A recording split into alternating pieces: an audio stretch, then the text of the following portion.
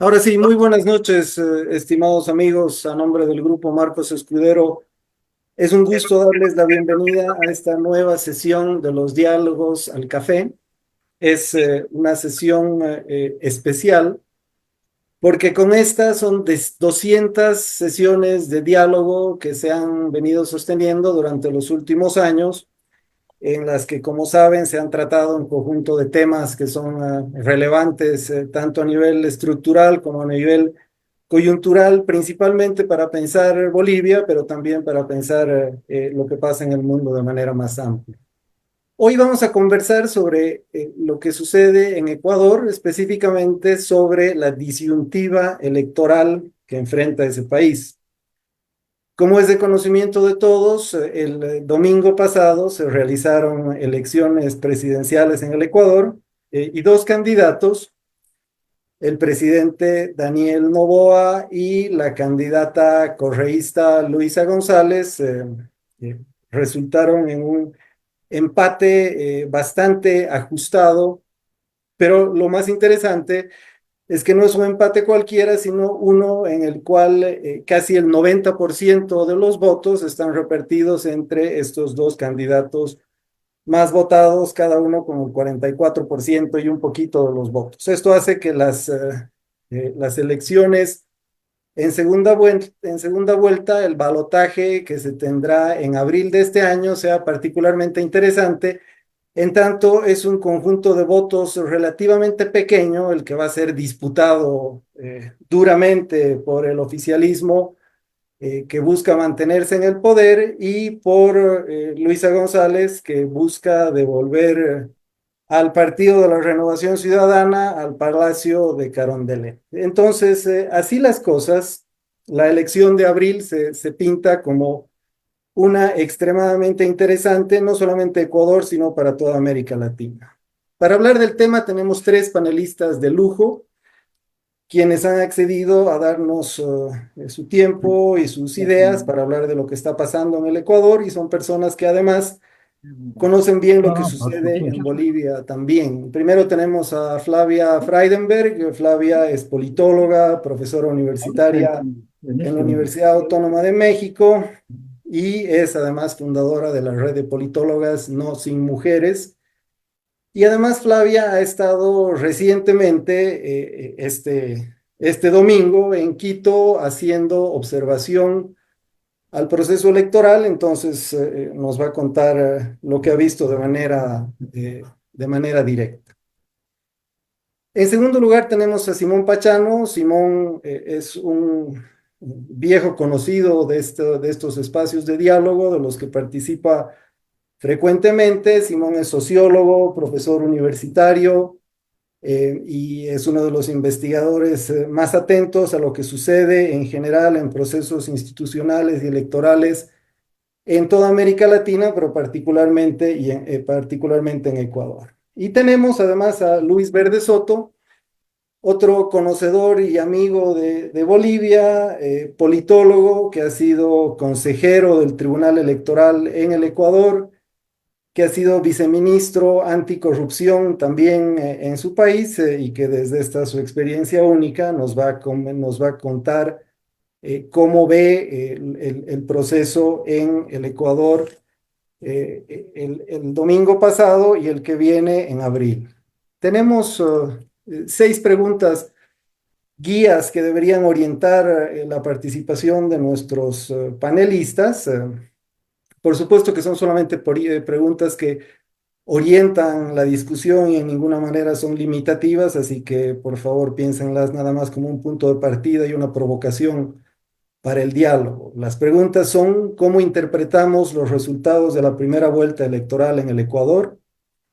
¿Qué tan confiable es el sistema electoral ecuatoriano? ¿Cuáles son los temas que dividen al electorado? ¿Cuán distantes son las propuestas de Noboa y de González? ¿En qué medida juegan en Ecuador las influencias del contexto internacional? ¿Y a qué factores deberíamos estar atentos en la segunda vuelta de dentro de 2 meses? Como no es poco lo que les pedimos que nos comenten, les voy a dar de una vez la palabra y si les parece bien, podemos seguir el orden en el que aparecen en la lista de la invitación. Gracias, Luis, por tu complementación. Rescato que incorporas a la discusión estos elementos que tú llamas de largo plazo, por ejemplo, la pendiente construcción de una cultura política democrática, que es un problema bastante común para toda América Latina, o el autoritarismo de ambos lados, que es usado con rostros distintos, tanto de parte de la oposición como del gobierno, o las condiciones estas normativas que tienen que ver con normativas relacionadas a valores, que tienen que ver con los patrones de movilidad social que están detrás de este proceso electoral que se reedita el mes de abril. Como es costumbre y es la base de funcionamiento de los diálogos al café, este momento, ahora escuchamos preguntas, comentarios de los participantes. Ese es el centro de este espacio de reflexión que por algo se llama diálogos. Mientras se animan los participantes a poner, ya sea en el chat o levantar su mano para plantear preguntas, yo quiero preguntarles a los tres cómo ven, aunque Luis ha tratado de evitar responder esa pregunta ahora, cómo ven las condiciones de gobernabilidad después de abril para cualquiera de los dos lados. ¿Cómo se gobierna un Ecuador en el que la mitad de la gente ha votado en contra del presidente? ¿Y cómo queda el aparato institucional? Y la correlación de fuerzas en el control, particularmente del legislativo, para enfrentar esa gobernabilidad, teniendo en cuenta el elemento este que ha mencionado Luis, de la muerte cruzada, que sin duda es un factor disruptivo y potencialmente desestabilizador del gobierno. Ya han mencionado a Perú y parecería que Perú se ha convertido en un país inestable por diseño, ¿no? O que no hay manera de gobernar Perú bajo las condiciones institucionales que tiene. ¿Cuáles son las condiciones de gobernabilidad del Ecuador después de la segunda vuelta de abril, ya sea que gane el presidente Noboa o Luisa González? Muchísimas gracias, Daniel. Creo que las condiciones de gobernabilidad democrática, porque puedes tener condiciones de gobernabilidad no necesariamente democráticas, son muy difíciles, ¿no? Sobre todo porque la Asamblea ya está integrada en los resultados de dos bloques en esta primera vuelta. Y entonces, depende quién gane, tendrás una y otra visión, pero va a ser muy difícil configurar alianzas. Ninguno de los dos consigue mayoría absoluta. Si no me equivoco, son 77 lo que necesitas de escaños para tener mayoría absoluta y sacar como rodillo, digamos, tus proyectos, con lo cual te obliga a negociar y la pregunta es ¿con quién vas a negociar? ¿Cómo vas a negociar? Seguramente que Luis y Simón tienen más elementos sobre esto, pero la alternativa de una nueva muerte cruzada tampoco está lejana, ¿no? Esta es la primera vez que se usó desde que se incorporó en la Constitución, pero dejó un aprendizaje, ¿no? Y ya sabemos qué pasa cuando aprendemos a hacer cosas, ¿no? A veces las usamos mucho. Y me gustó mucho tu comentario sobre la gente votó en contra de otra opción. Es título de canción, ¿no? No es que la gente votó a favor de un proyecto en el que está convencida. Capaz que no todos, quizás una parte sí, ¿no? El voto duro del correísmo creo que está convencido que ellos son los que tienen que ganar porque ellos tienen las mejores propuestas, las mejores políticas. Hasta ahora ese voto duro estaban en un 33 puntos porcentuales, más o menos, 30-33. Acá se rompió ese techo de cemento, como le dijo el Simón el miércoles, ¿no? Se rompió ese techo y hubo mucho más gente que apostó por eso. Claro, gente que incluso quizás pensaba que era imposible que se rompiera ese techo y que ahora, de cara a la segunda vuelta, se asustó, porque el fantasma del correísmo moviliza mucho. Y yo creo que había una sensación de no, la gente no va a querer volver a eso. Y yo creo que hay un punto que me gustaría incorporar al análisis de Luis, que yo creo que hay un porcentaje de población joven importante en este electorado que tiene una memoria distinta de lo que fue el correísmo. Capaz que no es la visión que tuvo la gente que en la época del correísmo era más mayor, sino es gente joven que cree en muchas de las ideas que impulsaron al fenómeno en su momento de Alianza País y de la Revolución Ciudadana, y que no se acuerda de los costos de lo que fue vivir en la etapa del correísmo. Y entonces había gente incluso que conversaba conmigo, gente joven de la red de politólogas que me decían, pero Flavia, yo no tengo ese recuerdo de autoritarismo, ¿no? De persecución, ¿no? De lo que vivieron muchos de nuestros colegas, de la autocensura que se vivió. No tengo ese recuerdo. Yo tengo recuerdos positivos del correísmo. Y acuérdense que en esta elección Simonis me corriges cualquier cosa, pero yo creo que es como un 30% de jóvenes nuevos, es como una fuerza electoral muy importante que se incorpora en esta elección que no tiene toda la experiencia negativa del correísmo. Muchas de esas personas no votan en contra de una opción, votan por el correísmo porque realmente creen en ese proyecto. No lo estoy defendiendo, ni mucho menos, pero sí me parece que en el análisis uno tiene que sopesar. Ahora, hay otra gente que no, que hay otra gente que votó en contra con tal de que no vuelva el correísmo, ¿no? Y yo creo que Noboa, que ya dejó de ser ese señor del hace un año y medio que nadie sabía muy bien y le voy a dar un voto de confianza con tal de que no vuelva el correísmo, Noboa, en el estilo más caudillesco, como bien dijo Luis y como en otras oportunidades recordó el Simón, para alguna gente es tan o más peligroso que el correísmo porque hay toda una nueva narrativa de esta nueva derecha, aunque él se autopercibe de centroizquierda y yo estoy intentando entender qué parte de su vida es de centroizquierda, porque yo todavía no me doy cuenta dónde están sus propuestas de centroizquierda, muchas de sus decisiones no se encajan en la centroizquierda. Y en un cambio de clima internacional como el que estamos viviendo, ¿no? De tanta exaltación, de una serie de valores que, bueno, yo no comparto en lo personal, pero de liderazgos fuertes, de liderazgos que vienen a salvarnos, ¿no? De la ideología de género, de la igualdad, ¿no? Este señor yo creo que se va a potenciar.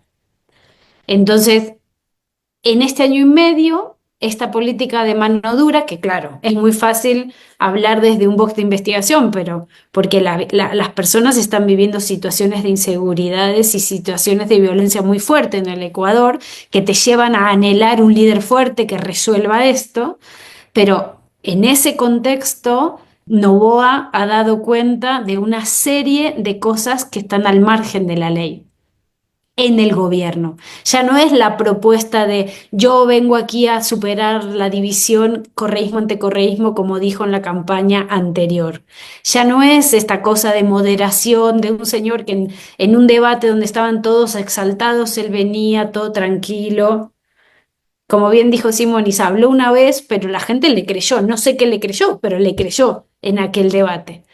Pero ese no es el mismo que se presenta a esta elección. El que se presenta a esta elección es un señor que inobservó el código electoral, que no quiso entregar el poder a su vicepresidenta electa por las razones que fuera, con un discurso misógino, con un discurso machista, que no se hace cargo de sus compromisos familiares con respecto a su hija, que le quita la seguridad a su hija del primer matrimonio en un escenario de narcoestado, narcoconflicto, crimen organizado. No es un padre abandónico, es un padre abandónico en un contexto donde él es presidente y no se hace cargo de sus compromisos familiares. Entonces, es un señor que se presenta con una serie de características muy distintas de las que tenías en la primera. Entonces, no sé si es todo el voto en contra de una opción, sino que yo creo que en ambos lados hay como todavía divisiones, ¿no? Es verdad que Yo coincido con el Simón que es muy difícil endosar el voto, ¿no? Ni creo que todo el voto de Pachacutic vaya junto. Yo comparto esa hipótesis de que un sector puede ser que sí, hay que ver cuáles son las negociaciones. Ya se pelearon antes de ayer Isa y Correa después de las elecciones por redes sociales. Creo que es una situación muy compleja, pero llegado el punto de la gobernabilidad, creo que pueden tener gobernabilidad, pero no sé cuán democrática puede ser esa gobernabilidad. Y lo dejo aquí. Gracias, gracias Flavia. Estoy seguro que muchos de nuestros participantes en el Zoom y en el Facebook están escuchando esto que dices y entendiéndolo, leyéndolo desde una clave de lo que sucede en Bolivia con grandes similitudes con el proceso ecuatoriano. Roberto Lacerna ha pedido la palabra. Sí. Por Puedo, favor, Roberto, adelante y puedo, después seguimos puedo, contigo. puedo añadir algo a lo que señalaba Flavia y Luis. Una cosa muy breve, muy puntual. Adelante, por favor. Creo que hablando de gobernabilidad, de la gobernabilidad que puede tener el próximo gobierno, hay que tomar en cuenta, creo yo, un planteamiento que ha venido de lado y lado. Ambos han planteado la posibilidad de convocar a una constituyente y Mm. eso va a alterar radicalmente el panorama político, digamos, y electoral del país. No se sabe en qué términos la van a hacer, si va a ser una constituyente de plenos poderes o no, en fin, pero eso va a ser un problema complejo. Y el otro aspecto que me parece importante es que ya se ha dicho acá que el correísmo vendría con toda la fuerza, incluso con la posibilidad de volver a instaurar una serie de políticas represivas que tuvo en su momento, como por ejemplo volver a la ley de comunicación, en fin, ¿no? Pero también mirando al caso de el actual presidente, hay que pensar que es un presidente que está gobernando con un equipo absolutamente cerrado, con un círculo cerrado. Acaba de hacer unos cambios en su gabinete que se suponen será a partir del resultado electoral, no habría otra explicación. ¿Y en qué consiste el cambio? En que pone nuevamente a gente de su círculo íntimo. Y cuando digo círculo íntimo estoy hablando de sus amigos y de empleados de las empresas suyas y de su padre.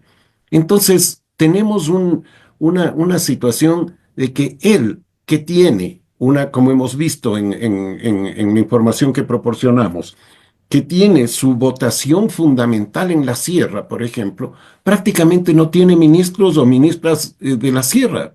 No tiene, digamos, conexión con esta región en términos políticos. Por lo tanto, la gobernabilidad se le va a complicar enormemente. La gobernabilidad del correísmo va a ser una gobernabilidad autoritaria, como decía Flavia, ¿no? Pero esta otra es un gran misterio cómo va a poder llevar adelante su gobierno. Y además está el problema ya señalado de la conformación de la Asamblea.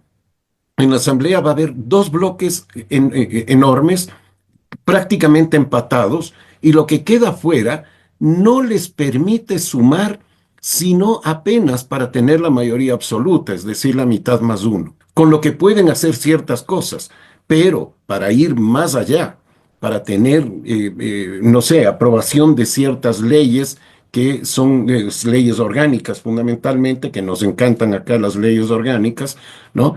Va a ser imposible.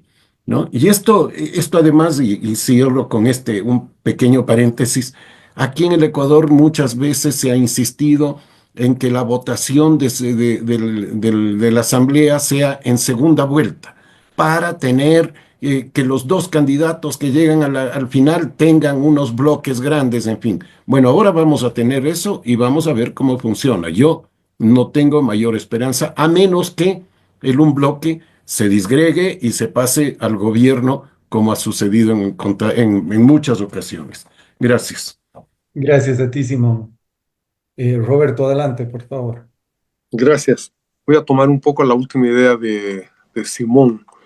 ¿Hasta qué punto los dos son bloques? O sea, contradice un poco la idea de considerarlos como bloques cerrados en el Parlamento, el hecho de que ustedes mismos han apuntado de que no hay partidos y que no hay una tradición militante y ni mucho control partidario de sus propios integrantes, ¿no? Entonces, no sé hasta qué punto es lógico considerar los dos bloques cerrados e inamovibles a lo largo del proceso y hasta qué punto no podría ocurrir algún trasvase de uno al otro, sobre todo tomando en cuenta lo que mencionaba Lucho sobre las cercanías que en algunos casos o en algunos temas tienen los dos candidatos. Ahí quiero leer, además, hay un comentario que me parece interesante en el Facebook de Daniel Pérez, que se pregunta hasta qué punto la situación actual de Ecuador está generando lo que podemos llamar un momento constituyente, es decir, hasta qué punto esta situación podría conducir a un nuevo momento en el que se discute y se debata la posibilidad no solo de una reforma constitucional, por difícil que parezca ahora, sino incluso la posibilidad de convocar a una asamblea que redacte una nueva constitución en Ecuador, más o menos a la manera en que lo hizo Correa. Y mi pregunta, aquí viene mi pregunta fundamental, es, han destacado con mucha claridad la sobreposición del voto entre correísmo Costa y novoísmo Sierra. Hay dos clivajes, ustedes lo han dicho, un clivaje que es electoral y el otro que es clivaje regional. La pregunta es, ¿por qué se da este clivaje? ¿Qué es lo que explicaría esta nítida sobreposición de un voto políticamente orientado hacia el libre mercado, digamos, en la sierra, que es la zona, digamos, donde menos desarrollado está el capitalismo, y a la inversa, un voto inclinado hacia el estatismo correísta en la costa, que es una zona mucho más capitalista, entre comillas, en el Ecuador. ¿Hay alguna explicación que puedan avanzar ustedes? Gracias. Gracias, Roberto, que además es la situación inversa de lo que sucede en Bolivia, ¿no? Donde el clivaje regional corresponde de manera más directa con el desarrollo capitalista, con la zona oriental votando en contra del estatismo del MAS. Para aclarar solamente, Daniel, en la pregunta del Facebook viene de Diego Pérez Enríquez. Gracias. Gracias, Roberto. Quizás podemos empezar entonces en el orden inverso con Luis y ya pensando también en cerrar sus presentaciones con la respuesta a Roberto y con un mensaje final. Luis, por favor, adelante. Con gusto. A ver, yo creo que hay varias cosas me gustan en la lectura que hace Flavia, ¿no es verdad? Recordemos que los jóvenes que no está ingresando no es que el segmento más grueso ingrese por primera vez a una elección, han votado 3 veces en el lapso de los últimos años, ¿no es cierto? Votaron en la elección del 21, han votado el 23, 24 y 25, ¿no es cierto? Entonces ahí hay un cierto aprendizaje de estos jóvenes, aprendizaje negativo. Yo diría, ahí hay una primera pregunta que hacer, si no está ocurriendo este rato lo mismo que ocurrió con Correa. Con Correa ocurrió que el enamoramiento a los jóvenes terminó un desenamoramiento. Los jóvenes, Correa los enamoró, generó instituciones para ellos. Recordemos que la ciudadanía electoral bajó desde 16 años en Ecuador y ese enamoramiento no tuvo efecto electoral. Y luego Correa los abandonó. Yo no sé si poco de esto puede volver a reproducirse, pero la pregunta sobre los votos jóvenes me parece que es una pregunta pertinente. En todos los trabajos electorales hemos visto que hay una sobrecarga de jóvenes sobre Novoa, pero una sobrecarga relativa, más bien baja, que vale la pena investigar hasta dónde llega. El otro elemento más que me llama la atención, Flavia, es el de las investigaciones electorales hasta ahora muestran que las mujeres votan por Novoa más que el promedio y los hombres más que el promedio votan por Luisa. Con lo cual, yo no creo que haya un problema de sensualidad electoral, pero es obvio que las mujeres están jugando a lo que en mi época las niñas llamaban las cucas, vestirle de distinto modo a muñecos de cartón y en el caso de los hombres están viendo bailar de modo más atractivo a una candidata mujer, ¿no es verdad? Yo creo que este tipo de interpretación que puede tener un lindero machista, ¿no es cierto? Simplemente es para acotar qué es lo que pasa en una elección desideologizada donde las mujeres se inclinan un poco más en esta elección hacia Noboa y los hombres se inclinan un poco más en esta elección a la posibilidad de que una mujer los represente en la presidencia de la República. Yo creo que este es un primer elemento. Ahora, la gobernabilidad, yo creo que es un tema muy, muy difícil, ¿no es cierto?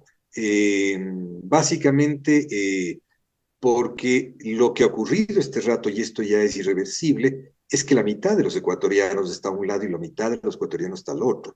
En términos de aritmética, lo que va a pasar es que en 2 meses, que por cierto es una barbaridad sin nombre, de esperar 2 meses para una segunda vuelta, y es una barbaridad complaciente del Consejo Electoral para poder darle espacio al Tribunal Contencioso Electoral y a las presiones políticas que tiene sobre las decisiones jurídicas. Estos 2 meses van a ser decisivos para incubar más división, van a ser decisivas para no subsanar heridas. Recordemos aquí dos hechos de la casuística electoral siguiente. Una es cuando gana Noboa, que se reproduce mucho los tamaños y la regionalización electoral de Lazo, Noboa rebota, el efecto rebote que todos conocemos, ¿no es cierto?, luego la segunda vuelta, y llega al 70%.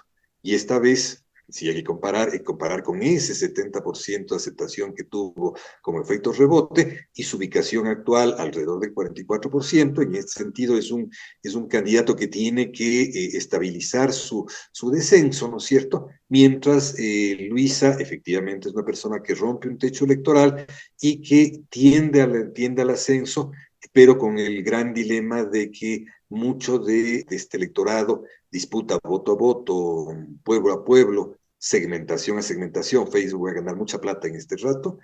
Recuerden ustedes que el gran especialista de segmentación en el mundo, segmentación electoral en el mundo es Facebook, y Facebook conoce exactamente dónde están los 12 millones de usuarios Facebook que tiene Ecuador, y recordemos que eso cuesta simplemente 0.05 centavos por cada mención, y espero que el Consejo Electoral entienda que eso es básicamente una intervención financiera sobre los volúmenes financieros admitidos y posibles. Digo, va a haber una disputa voto a voto muy segmentada que quizás nos lleve a intervenciones inescrupulosas por parte de las campañas electorales.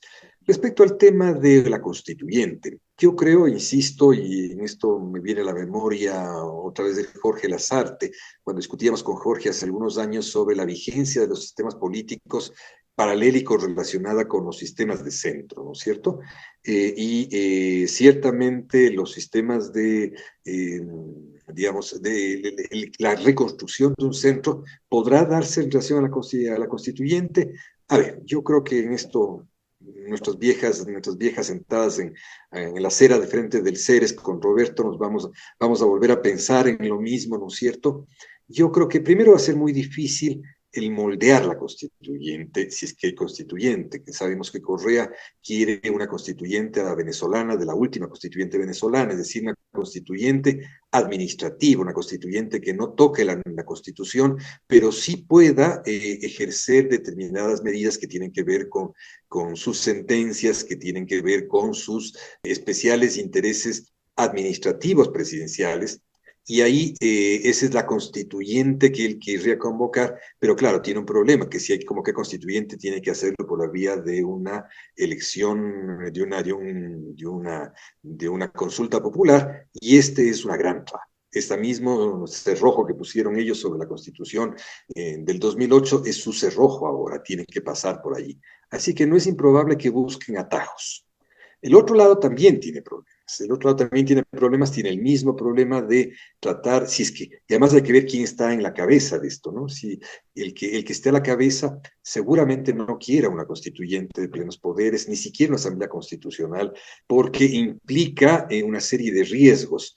Entonces, muy probablemente habrá que configurar a la reforma constitucional que las dos partes requieren, y no por el lado de una constitución de derecha y una constitución de izquierda. Esos fueron los mitos de Alberto Acosta, que trató de constituir a la constitución en un depósito de planificación de un modelo de desarrollo.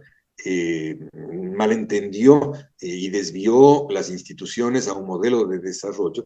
Digo, ahora el problema es que ninguno de los dos van a tratar digamos, o el espacio donde pueden encontrarse es un espacio donde tiene que ver mucho con las instituciones de gestión gubernamental, y yo creo que eso pueda tener una notable incidencia. Yo creo que nadie estará dispuesto este rato a entrar sobre la parte sustantiva de la Constitución. Y este es uno de los temas importantes que tienen que dialogarse, ¿no es cierto? Hay que ver cómo terminan. Nos estamos olvidando todos de que el gran crimen, el narcotráfico, sí es un actor electoral. Es un actor electoral porque interviene no solo en el financiamiento, interviene no solo en las localidades, interviene no solo a través de personal político que tiene infiltrado en las diversas instancias, interviene a través de lo que puede provocar. Y yo creo que puede provocar en momentos de activa violencia y activa, llamemos, manipulación de los senderos de la decisión electoral, puede provocar caos, puede provocar volcar toda la agenda hacia allá y dejar que por los costados pasen otras agendas electorales. Todo eso hay que ver a partir de que el gran crimen son múltiples cabezas. Hay cabezas más racionales que a veces agreden al Estado para ocuparlo en una guerra directa contra el Estado, y otras veces asesinan a dirigentes para dejar 18 teléfonos a que el Estado enrumbe sus investigaciones. Pero también es un gran crimen que trata de soslayar, no es verdad, trata de soslayar la tensión que pueda haber sobre él. Ese gran crimen yo creo que también estará interesado en momentos de la agenda de la dolarización. Por ejemplo, yo creo que a ellos no les interesa desdolarizar al Ecuador, a ellos les interesa mantener la dolarización porque es una puerta abierta al lavado de activos. En Ecuador existen 21 formas de lavado de activos en las que a ellos sí les interesaría mantenerlas, y este es algunos de los elementos de discrepancia en programa económico que pueden tener con algunos de los candidatos. En fin, yo creo que estamos al frente de circunstancias inéditas en el Ecuador. Nos va a tocar reflexionar mucho fuera de estereotipos sobre lo que está pasando en el país, lo que ha pasado en el país, lo que se viene. Creo que la advertencia de Flavia es adecuada. Yo no solamente quiero cerrar mi nariz al olor de plomo que puedan haber en algunas casas napoleónicas del país, sino también quiero oler, ¿no es cierto? Quiero separarme de la idea de que pueda volver a utilizarse una institución tan manipulada como es la muerte cruzada en los términos que se ha dado, y que no tiene evaluación y que puede ser usada para en abril del año siguiente. Gracias, Luis. Simón, por favor, y después eh, Erika. Erika Bien. Brockman tiene una pregunta, pero sigamos con Simón, por favor. Sí, muy, muy brevemente, aunque cuando se dice brevemente siempre se extiende, pero voy a romper esa tradición. Y respecto a la pregunta que hacía Roberto y que recogí además del chat sobre la superposición de los dos clivajes, yo creo que es muy interesante eso, es fundamental tener una respuesta. Yo no la tengo en su totalidad, lo que tengo son ciertas nociones generales. Me parece que desde el momento en que se instauró el correísmo y que tomó fuerza, en fin, el correísmo tuvo siempre bases mucho más fuertes en la costa que en la sierra. Y esto yo creo que se explica en gran medida por una trayectoria histórica larga, muy larga, que viene desde el velasquismo, pasa por el CFP de Guevara Moreno, pasa por Abdalá Bucaram, por Asad Bucaram primero, luego Abdalá Bucaram, luego el Partido Social Cristiano, que se asienta en bases clientelares en toda la costa, ¿no? Y que recoge esta tradición y esas mismas redes, incluso con los mismos nombres de sus punteros, como los llaman en Argentina, de los brokers, digamos, de las redes, los recoge el correísmo. Flavia ha estudiado esto en su libro que es sobre precisamente Abdalá Bucaram, yo se lo recomiendo, se llama Jama, Caleta y Camello, que fue el eslogan de Bucaram, burlándose del eslogan de Febres Cordero, que era casa, techo, pan, techo y empleo, ¿no? Y él lo tradujo al lenguaje, digamos, coloquial costeño, Jama, Caleta y Camello. Creo que eso puede explicar en gran medida esta fuerza del correísmo en la costa frente al anticorreísmo en la sierra. El otro aspecto que puede explicar eso y que digamos, fortalece a esta explicación, es que Correa fue muy duro, muy autoritario con las organizaciones serranas que son no solamente el movimiento indígena al que persiguió muy fuertemente y que reprimió en múltiples ocasiones, incluso con muertos, ¿no? Sino también a otro tipo de organizaciones, por ejemplo, la Unión Nacional de Educadores, el sindicato, digamos, de maestros de la educación pública, que era manejado básicamente por el Partido Movimiento Popular Democrático, uno de carácter maoísta, de orientación maoísta, y que tenía su base fundamentalmente en la sierra.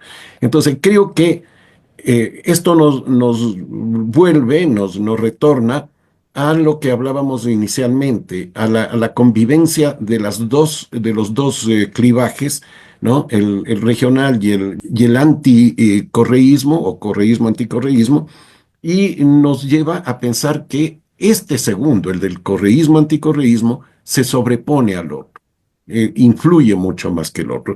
Esa sería mi explicación, que como digo es muy tentativa, no la planteo como la última, puede haber algunos otros factores y me parece que ese es un aspecto importante, ¿no? Yo dejaría ahí para más bien que haya otro tipo de intervenciones y seguramente preguntas. Gracias. Gracias, Simón. Flavia, por favor, para ir cerrando. Sí, a mí me parece sumamente interesante retomar dos cuestiones que planteó Roberto. Creo que tenemos que la gran pregunta, por lo menos para mí, es ¿por qué dos bloques en un contexto que históricamente ha sido de alta fragmentación? Y ahí yo tengo tres hipótesis, ¿no? Pero no sé la respuesta, honestamente. Primero, una hipótesis institucional. Los dos bloques son resultados de de la combinación de las reformas electorales que se ponían en evaluación en esta contienda en términos legislativos, es decir, el cambio en la estructura de la votación, el cambio en la fórmula electoral benefició esta política de bloques. Hipótesis uno. Hipótesis 2. En realidad no tiene nada que ver con las reformas electorales, las reglas de juego, y es un cambio en el electorado. Hemos tenido, ¿no? México 2018, un cambio dramático del comportamiento del electorado, no tenía nada que ver con reformas electorales porque no había habido, y el electorado votó de una manera muy distinta que luego refrendó en la elección del 2024, también sin reformas electorales, generando un proceso de hegemonización del sistema de partidos que hace recordar al viejo PRI, ¿no? Entonces no tiene que ver con reglas, tiene que ver con el cambio en el comportamiento del electorado. Y ahí la polarización, ¿no? En realidad esa configuración de la asamblea en dos bloques viene arrastrada por estas dos fuerzas que generan como una sinergia del voto del Ejecutivo hacia el Legislativo. En un país donde en realidad siempre la gran disputa que teníamos era salvo en la etapa de Correa y alguna otra excepción, era un país de presidentes débiles, ¿no? Y en este caso vamos a tener, gane uno o el otro, un presidente con un bloque muy fuerte que no estábamos acostumbrados, ¿no? Entonces, esta idea de los bloques desafía lo que sabíamos del Ecuador hasta ahora, y ahí coincido con Roberto, ¿no? Si están diciendo que no hay partidos, ¿cómo van a mantener la lealtad de estos bloques hacia esa fuerza política? Bueno, la experiencia nos enseña que cuando controlas los recursos patrimoniales o patrimonialistas y los recursos del Estado, ahí tienes más recursos para distribuir. Y una cosa que yo le decía al Simonis, que me decía mucha gente de las provincias en estas semanas, era esta estrategia de bajar recursos, se le dice en el Ecuador, no sé cómo se le dice en Bolivia, a las alcaldías, ¿no? Que los alcaldes de otros partidos decían, mira, en la legislativa te apoyo, en las locales te apoyo, pero en la presidencial voy con el presidente. ¿Y por qué vas con el presidente si tú eres del otro partido o si eres de otros partidos? Y no, porque bueno, yo necesito ir con el presidente porque el presidente primero me baja recursos, segundo me da garantía para pedir préstamos, tercero, yo necesito gobernar mi alcaldía y demás. Y era una estrategia que también la hemos visto en gobiernos anteriores, que no teniendo bloque legislativo o no teniendo bloque legislativo suficiente, controlando el ejecutivo, tenés acceso a una serie de recursos que te permite conseguir esas lealtades, ¿no? Pero, Roberto, coincido contigo que estos son hipótesis, ¿no? Habrá que verlos en funcionamiento. Y a mí me parece súper interesante esta cuestión de la sobreposición de los clivajes. El otro día yo hice un comentario en una mesa redonda, el Simonis me corrigió y tenía razón. eh, es como muy llamativo, ¿no? Que un candidato que culturalmente es costeño, es mono, ¿no? Lo ves, actúa. Los que conocemos Ecuador vemos a un mono y sabemos que eso es un mono, ¿no? O sea, con todo el cariño, ¿no? Como se le dice a la gente costeña, todo su apoyo venga de o la mayoría de su apoyo venga de la sierra. Y la otra candidata que nació en Quito, pero que es manaba, ¿no? Este tenga todo el apoyo o la mayoría de la costa, cuando sabemos que los monos tienen dificultades para votar por los serranos, ¿no? Entonces, ahí hay algo que se está cruzando que yo creo que hay, si tuviéramos un estudiante que tiene que hacer una tesis, ahí tiene un tema para tesis, ¿no? Porque hay algo que está como rediscutiendo mucho de lo que sabíamos sobre cómo funcionaba la política regional. Pero evidentemente hay una sobreposición de clivajes en el estilo clásico de lo que Sartori nos ha enseñado. Y respecto a la constituyente, sí, las dos propuestas están proponiendo constituyentes.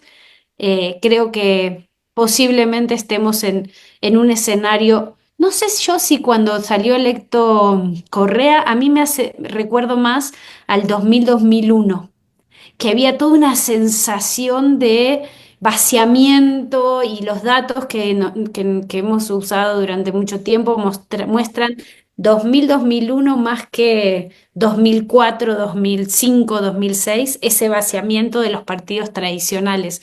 Yo suelo decir que en toda América Latina hay como una tendencia de los partidos tradicionales y de las élites tradicionales de no entender que no entienden. Pareciera como si se estuvieran constantemente auto boicoteando. O sea, la gente se está alejando de ellos y ellos siguen haciéndolo como si no les importara, ¿no?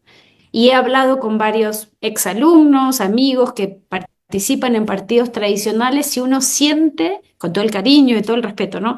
Que no están entendiendo que la gente, yo no sé si es que no quiere a los partidos, eso sería discusión de otro café, ¿no?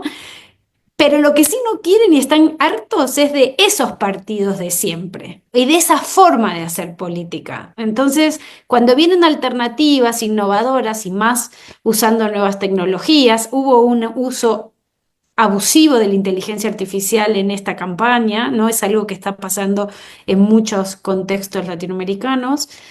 Aquí hubo mucho dinero, como bien señaló Luis, y pareciera poca acción del Consejo Nacional Electoral o de las autoridades electorales para poner coto a ese uso del dinero, con un actor clave que es el narco o el crimen organizado, no solo en el sentido de financiamiento de la política, sino también en el miedo. Se dice fácil, pero estamos hablando de un contexto donde la gente tiene miedo. Entonces, imagínense las candidaturas haciendo campaña en un contexto de miedo. Eso es un actor que te atraviesa una elección.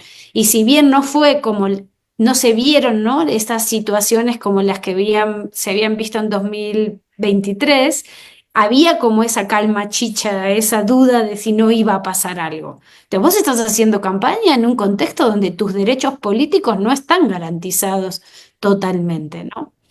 Entonces hay ahí ese actor que está atravesando la política ecuatoriana. Y termino con una cosa. Yo disiento en esta idea de Luis, disiento en una parte y en la otra no. Comparto con él de que se ha vaciado el centro, pero no comparto la idea de que hay que tener centro para hacer política. Es decir, yo creo que los sistemas más polarizados y de polarización extrema, ya sean bipartidistas, ya sean de multipartidismo limitado, ya sea de multipartidismo extremo, también hacen política. Quizás no es la política que a mí me gusta, no es la política de moderación, no es la, pero hay política en los extremos, ¿no? Y entonces, y para mí lo raro, lo nuevo de la política ecuatoriana que nos deja esta primera vuelta, hay que ver qué pasa en la segunda, pero que nos deja esta primera vuelta, es lo extraño, digamos, esa concentración del voto en dos fuerzas, que eso es algo que por lo menos yo no había visto en el sistema político ecuatoriano de las últimas 4 décadas, ¿no? Y eso supone una manera distinta de hacer política para muchos actores que están acostumbrados a un escenario más, si quieren, más plural, más dividido, más fragmentado. Y lo dejaría aquí, Daniel. Muchísimas gracias. Muchas gracias a ti, Flavia, a Simón y a Luis por una charla muy rica, no solamente para contextualizar lo que sucede en el Ecuador en este momento, sino también con gran riqueza en términos analíticos y términos conceptuales que creo que resultan útiles más allá de lo que pasa en el Ecuador. Y como en toda buena charla, el tiempo vuela y hemos agotado nuestro tiempo para esta sesión. Así que los invito a despedirse brevemente. Luis, por favor, y terminamos con Flavio. No, nada más agradecerles a ustedes y a Olivia que tengan preocupación por Ecuador, que podamos mirarnos en estos espejos, uno y otro país, lo que va a pasar en Bolivia, lo que se viene en Bolivia, puede tener alguna raíz para interpretar desde el lado ecuatoriano. Creo que los países recordemos, son dos países que se redemocratizaron, transitaron a la democracia paralelamente, desde transiciones a la democracia distintas, en un caso de derrumbamiento de ustedes, en nuestro caso de pacto. En el caso de ustedes, yo creo que en el sistema político se está eh, presentando fuertemente la idea de el sistema político más étnico de América Latina, creo yo, más que el guatemalteco incluso. Yo creo que está recuperando su ser mestizo, y Ecuador a su vez está viviendo las dificultades del mestizaje ecuatoriano. El mestizaje ecuatoriano consiste en el repudio y el desencaje del padre y de la madre respecto al hijo mestizo, ¿no es verdad? Yo creo que los dos estamos viviendo fenómenos que se pueden ver desfiguradamente el uno al otro, que son caricaturas del uno al otro paralelamente, y vamos a ver por dónde terminamos. Y espero que en el actual contexto internacional no quedemos en el basurero de la historia, como nos quieren alojar algunos, y podamos seguir siendo países con capacidad de ejercicio autónomo de sus derechos. Gracias, Luis. Simón, por favor. Gracias. No, solamente yo creo que quiero despedirme, agradecerles nuevamente. Siempre es muy grato y muy provechoso participar en este foro que trata muchos temas diferentes y que han dado acogida a varios países de América Latina. Recuerdo haber aquí asistido a debates sobre Chile, sobre Argentina, la llegada de Milei, en fin, y creo que ha sido muy rico esta conversación sobre Ecuador y muy provechosa. Gracias. Gracias a ti, Simón. Flavia. Nada, me despido y agradezco, me encantó conocerles. Muchísimas gracias por la oportunidad de conversar y gracias por poner atención en Ecuador, que creo que siempre ayuda mucho a afinar incluso nuestras propias percepciones sobre lo que está ocurriendo. Así que muchas gracias y muchos éxitos. Gracias a ti y a todos los participantes que nos han acompañado por el Zoom y por Facebook en esta sesión número 200 de Diálogos al Café con Flavia Freidenberg, Simón Pachano y Luis Verde Soto, hablando de la disyuntiva electoral en el Ecuador. Buenas noches a todos. Gracias. Bueno.